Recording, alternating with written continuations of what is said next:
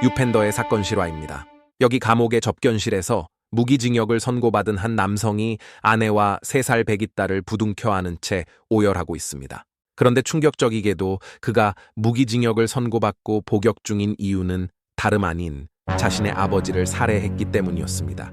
그렇다면 그는 왜 결혼한 지 불과 2년 만에 아버지를 살해하는 극단적인 선택을 하게 된 걸까요? 그럼 지금부터 오늘의 사건인 황원청의 아버지 살해 사건을 다뤄보겠습니다. 2010년 1월 12일 오후 무렵, 그날 경찰은 한 통의 다급한 신고 전화를 받았습니다. 여기 아버지와 아들이 길에서 서로 싸우고 있습니다. 그런데 아들이 칼을 들고 있어요. 어서 빨리 와주세요. 신고를 접수한 경찰이 현장에 도착했을 때 사건이 벌어진 좁은 골목은 이미 사람들로 가득 차 발 디딜 틈조차 없었습니다. 현장에는 아버지로 보이는 남성이 이미 칼에 찔린 상태로 쓰러져 있었고, 특히 왼쪽 다리의 동맥이 파열되어 과다출혈로 인한 쇼크에 빠져 있었으며, 아들로 보이는 남성 역시 복부에 깊은 자상을 입은 채 의식을 잃고 쓰러져 있었습니다. 이후 두 사람은 곧바로 병원으로 이송됐지만 아버지는 끝내 의식을 회복하지 못한 채 숨을 거두었고, 아들은 응급수술 끝에 간신히 생명을 건졌습니다. 그리고 아들이 아버지를 칼로 살해했다는 사실이 언론에 보도되자 세상은 아들을 향해 어떻게 아버지를 찌를 수 있냐, 짐승만도 못하다는 반응을 쏟아내며 사람들은 그를 페류나라며 거세게 비난하기 시작했습니다. 하지만 동시에 다른 시선도 존재했습니다. 일부 사람들은 그가 결혼한 지 2년도 채 되지 않은 가장이며 어린 딸을 품에 둔 아버지라는 점에 주목했습니다. 그래서 그들은 왜 그가 자신의 아버지를 향해 칼을 들 수밖에 없었는가에 대한 의문을 품기 시작했고, 사건의 배경에 아직 풀리지 않은 진실이 숨어 있다는 의문을 품었습니다. 그리고 며칠 뒤 병상에서 의식을 되찾은 황원청을 직접 찾아간 경찰은 왜 아버지를 칼로 찌를 수밖에 없었는지 그 이유를 물었고, 그는 입술을 파르르 떨며 조용히 입을 열었습니다.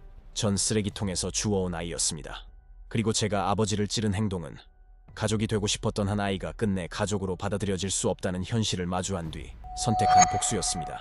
확인 결과 황원청은 양부모의 손에서 자란 아들, 즉 그는 친부모에게 버려진 뒤 지금의 부모님을 만나 새로운 가정에서 성장한 입양아였습니다. 그리고 이 모든 비극의 출발점은 황원청의 아내가 임신 7개월째가 되었던 시기였습니다. 당시 만 26살이었던 황원청은 건설 현장에서 생계를 이어가고 있었지만 수입이 일정하지 않아 집의 월세와 출산 비용을 동시에 감당하기 어려운 상황에 놓여 있었습니다. 그래서 그는 조금이라도 생활비를 아끼고 또 출산을 앞둔 아내와 곧 태어날 아이를 돌볼 최소한의 환경을 마련하기 위해 아내와 딸을 데리고 시골에 있는 양부모의 집으로 들어가 함께 살고 싶다는 계획을 세웠습니다. 그리고 황원청이 양부모에게 요청한 것은 출산 전까지 가족으로서 함께 지내도 좋다는 허락과 출산을 앞둔 아내와 아이를 잠시라도 집에서 안전하게 돌볼 수 있도록 도와달라는 부탁이었습니다. 하지만 그의 부탁을 들은 아버지는 단호하게 선을 그으며 이렇게 말했습니다. 나는 너를 키워줬으니 할 만큼 했다. 이제 내 몫은 끝났다. 앞으로 네가 길에서 굶어 죽든 말든 내 책임이 아니다. 그리고 황원청은 아버지가 선을 긋듯 거절했던 이유가 결국 자신은 친아들이 아니라 입양된 아들이었기 때문은 아니었을까라는 생각으로 이어졌습니다. 사실 황원청은 태어난 지 1살도 되기 전 친모에게 쓰레기통에 버려진 채 발견된 아이였습니다. 그리고 그를 품에 안아 키운 사람들은 지금의 양부모인 황씨 부부였습니다. 당시 황씨 부부에게는 이미 3살 난 딸이 있었지만 그들은 버려진 아이의 처지를 딱하게 여겨 직접 키우기로 결심했습니다. 하지만 황원청이 성장한 뒤 스스로 출생의 비밀을 알게 되면서 그가 황씨 부부와 함께 보냈던 어린 시절의 기억들은 완전히 다른 감각으로 다가오기 시작했습니다. 황씨 부부의 딸은 매달 넉넉한 용돈을 받았고 필요한 새 옷도 필요할 때마다 장만해주는 일상을 누렸지만, 반면 황원청에게 남겨진 것은 군것질조차 마음 편히 살 수 없는 수준의 적은 용돈, 그리고 새 옷 대신 누군가가 버린 옷으로 대체되는 일이 잦은 생활이었습니다. 특히 황원청에게 가장 깊은 상처를 남긴 한 사건이 있었는데, 어느 날 집안에서 돈이 사라졌을 때 양아버지는 단번에 황원청을 의심하며 그의 설명을 들으려 하지도 않은 채 단정적으로 이렇게 말했습니다. 네가 가져갔지. 어린 놈이 벌써부터 손버릇이 나쁘구나. 내가 그 못된 버릇을 고쳐주겠다. 그 후 양아버지는 자신의 의심을 사실로 단정한 채 황원청에게 심한 폭력을 가했습니다.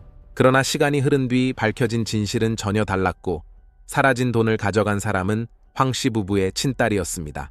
그리고 그날의 억울함과 상처는 오랫동안 황원청의 마음에 깊이 남았고 결국 그는 마음에 남은 상처를 되갚으려는 듯 집안의 돈을 몰래 가져다 쓰는 행동을 반복하기 시작했습니다. 그리고 훗날 양어머니는 아들이 어린 시절 억울했던 기억 때문에 일부러 집안의 돈을 몰래 가져가며 상처를 되갚으려 했다는 사실을 알게 된 순간 끝내 눈물을 흘리며 이렇게 말했습니다. 저희 부부는 두 아이를 정말 차별 없이 키운다고 생각했어요. 이 아이도 제 자식이라 믿었고 제 심장이라도 꺼내줄 수 있다면 꺼내주고 싶었어요. 우리는 형편이 넉넉하지 않았기에 퇴근 후에도 밤마다 노점 일을 하며 아이들 키우느라 정말 열심히 살았거든요. 그런데 이 아이가 이렇게까지 속으로 쌓아두고 있었던 건 그땐 정말 전혀 몰랐어요. 양부모는 학력이 높지 않았고 대부분 단순하고 직설적인 말이나 체벌로 아들을 훈육했는데 이는 농촌에서 흔히 볼 수 있는 방식이었습니다. 하지만 사춘기에 접어든 황원청에게는 그러한 방식이 자신을 향한 미움처럼 느껴졌고 양부모의 진심 어린 호의마저도 언젠가는 반드시 갚아야 할 빚처럼 받아들여졌습니다. 이후 중학교를 졸업한 뒤 황원청은 불량한 친구들과 어울리며 가출을 반복했고 며칠씩 집에 들어오지 않는 일도 많아졌습니다. 양부모는 그런 아들을 수없이 찾아다녔고 양어머니는 그 과정에서 얼마나 많이 울었는지 모른다고 털어놓았습니다. 하지만 황원청은 그런 양부모의 눈물조차 외면한 채 제멋대로 사는 삶을 멈추지 않았습니다.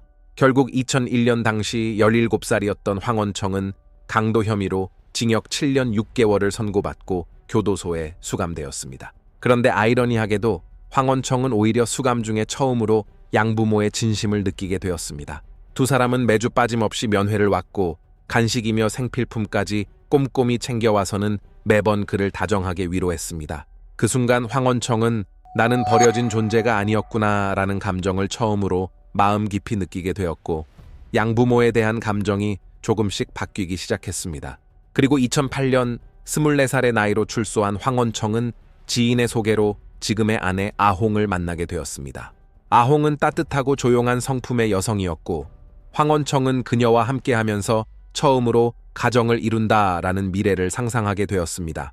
이후 그는 친구의 소개로 지역 내 소규모 아파트 단지의 건축 공사에 현장 책임자로 참여하게 되었는데 이 프로젝트는 건축 현장의 소규모 운영자들, 즉 황원청처럼 직접 관리 운영을 맡은 책임자들이 자금을 선투자하고 공사가 일정 부분 완공될 때마다 검수를 거쳐 단계별로 비용을 정산받는 구조였고 황원청은 자재비와 인건비를 충당하기 위해 자신의 돈을 먼저 들여 공사를 시작했습니다. 하지만 공사가 절반쯤 진행되었을 무렵 예상치 못한 문제가 발생했습니다. 공사를 발주한 업체에서 약속된 중간 정상금이 발주처에서 기한 내 입금되지 않았고 이번 주 안에 반드시 보내겠다라는 말만 반복될 뿐 계좌에는 한 푼도 찍히지 않았습니다. 자재 대금은 이미 밀려 있었고 인부들의 임금도 더 이상 미룰 수 없었던 상황에서 공사를 멈추자니 들인 노력이 허망했고 계속하자니 손에 쥔 돈이 없어 그는 결국 양부모에게 6천 위안, 한화 약 100만 원을 빌려 급한 위기를 넘겼지만 공사를 끝까지 이어가기에는 여전히 부족했습니다. 이에 황원청은 아내의 출산을 앞두고 다시 한번 양부모에게 추가 지원을 부탁했지만 양부모는 자신들 역시 생계를 위해 어렵게 벌어온 돈을 더 이상 내어줄 여력이 없었고 동시에 아들이 과거 교도소에 수감되었던 시절처럼 강도와 절도에 연루되는 잘못된 선택을 다시 반복한 건 아닐지 우려와 두려움이 앞서 추가 지원을 멈추기로 결심하며 그의 부탁을 완강하게 거절했습니다. 그리고 바로 그 시기 황원청은 임신 7개월에 접어든 아내의 배가 하루가 다르게 커지는 모습을 지켜보며 극심한 불안을 느꼈습니다. 그는 친구의 도움으로 참여했던 공사를 마침내 완공 단계까지 이끌었지만 정작 약속되었던 정산 대금은 끝내 지급되지 않았고 오히려 공사 진행을 위해 자신이 먼저 부담했던 자재비와 인건비까지 고스란히 떠안게 되면서 그에게 돌아온 것은 수익이 아닌 수천만 원대의 막대한 손실이었습니다. 그리고 이 시점에서 그는 곧 태어날 딸과 출산을 앞둔 아내를 떠올렸고 책임감과 불안이 동시에 그의 마음을 무겁게 만들었습니다. 당시 그는 밀린 빚을 갚기 위해 급한 대로 건설 현장에서 일용직으로 일하며 생계를 이어가고 있었지만 밀려있는 집세와 출산을 앞둔 가족의 병원 비용을 감당할 능력은 없었습니다. 그래서 그는 아내와 딸을 지키기 위해 출산 전까지만이라도 부모님 집에서 잠시 도움을 받을 수 있을지 양부모에게 부탁했지만 돌아온 대답은 또 한 번의 거절이었습니다. 그리고 바로 그 순간 황원청은 양부모가 자신을 가족으로 인정하지 않았기 때문에 이토록 냉정하게 선을 그었다고 받아들였고 오랫동안 참고 묻어두었던 서러움이 한순간 터져 나오며 아버지를 찌르고 말았던 것이었습니다. 그 직후 그는 자신이 저지른 일을 바로잡을 방법이 없다고 느껴 잘못된 선택으로 자신의 배를 여러 번 찔렀지만 살아남았고 결국 법정에 서게 되었으며 2010년 6월 법원은 그에게 살인과 고의 상해 혐의로 무기징역을 선고했습니다. 이후 그의 아내 아홍은 딸을 무사히 출산했지만 아이가 태어난 지 얼마 되지 않아 선천성 심장병 진단을 받았고 약 1,900만 원에 달하는 수술비는 남편 없이 홀로 남겨진 아홍이 감당하기에 너무 큰 금액이었습니다. 한편 교도소는 황원청의 가정 상황을 지역 언론에 알렸고 모금 운동이 시작되며 시민들의 기부가 이어졌고 그 덕분에 딸은 필요한 수술을 제때 받을 수 있었습니다. 사건 이후 양어머니는 기자에게 아들을 더 이상 원망하지 않기로 했다고 전하며 지나간 잘못에 머무르기보다 앞으로 살아갈 가족의 삶과 내일에 더 집중하고 싶다는 뜻을 밝혔습니다. 서로를 사랑했지만 사랑하는 법을 몰랐던 부자의 비극, 진심이 닿지 못한 20년의 세월은 결국 돌이킬 수 없는 후회만을 남겼습니다. 시청 감사합니다.